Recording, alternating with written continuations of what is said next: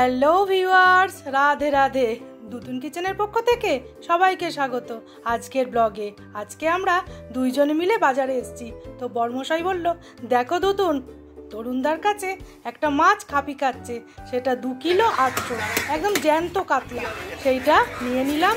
আর তরুণদা খুব সুন্দর করে পিসটা করে দিল, একদম মনের মতো।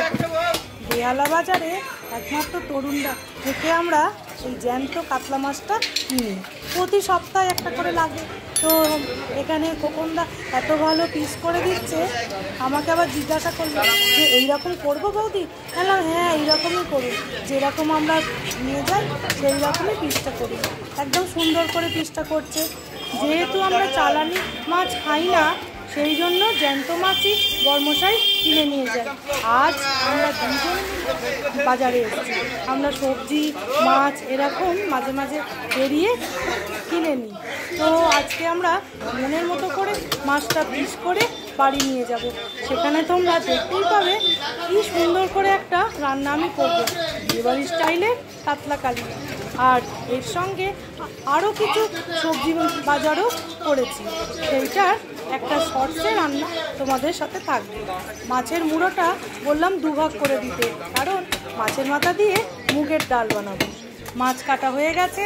এইবার আমরা মাছ নিয়ে বড়মশাই আর আমি দুজনে মিলে গল্প করতে করতে বাড়ি চলে এলাম।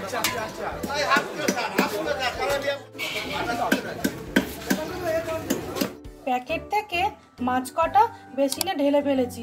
এবার জল চালিয়ে ভালো করে ধুয়ে নেব। সব মাছ তো রান্না করব না, এখান থেকে কিছু মাছ আজকে রান্না করব। মাছ আমি নিয়েছি, তার ওপর নুন আর হলুদের গুঁড়ো মাখিয়ে নেব। এবার কড়া বসিয়ে দিয়েছি, সর্ষের তেল দেব। তেলটা ভালো করে গরম করব। তেলটা গরম হলে মাছ ভাজবো। তেল গরম হয়ে গেছে, মাছ দেব। খুব সুন্দর করে একটু লাল লাল করে আজকের মাছটা ভেজে নেব। তোমরা মনে মনে চিন্তা করছো, এখন আমি রান্নার নামটাই বলিনি যে আজকে কি রান্না করব। আজকে বড়মশাইয়ের রিকোয়েস্ট যে এত ভালো জ্যান্ত কাতলা, এর জমিয়ে কালিয়া করো। তো তাই আজকে কালিয়া বানাবো। এক পিঠ হয়ে গেছে, উল্টে দেবো। আর একটু ভেজেই মাছটা তুলে রাখবো। মাছ একটু লাল করে ভেজে নিয়েছি, এবার তুলে নেব। পেটির মাছগুলো ভাজা হতে হতে আমি এবার কালিয়ার মশলাটা করে নেব। মিক্সির বাটিতে জিরে দেব, কাজু, কুচনো আদা। আজকে আমি রসুনের ব্যবহার করব না, এইগুলোই শুকনো ঘোরাবো আগে। এইবার জল দেবো আর তার সাথে পেঁয়াজ দিয়ে একটু আমি বেটে নেবো। আজকে বানাচ্ছি বিয়েবাড়ি স্টাইলে কাতলা কালিয়া। আর 2 চামচ মতো টক দই দেবো। পেটির মাছগুলো ভাজা হয়ে গেছে, তেল ঝরিয়ে তুলে নেব। এবার ওই তেলে গোটা গরম মশলা, তেজপাতা ফোড়ন দেব। ফোড়ন ভাজা হয়ে গেছে, পেঁয়াজ কুচি দেব।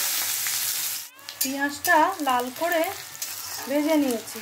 এইবার মিক্সির পেস্টটা ঢেলে দেবো। পেস্টটা দিয়ে দেবো। এইবার দেব টমেটো কুচি।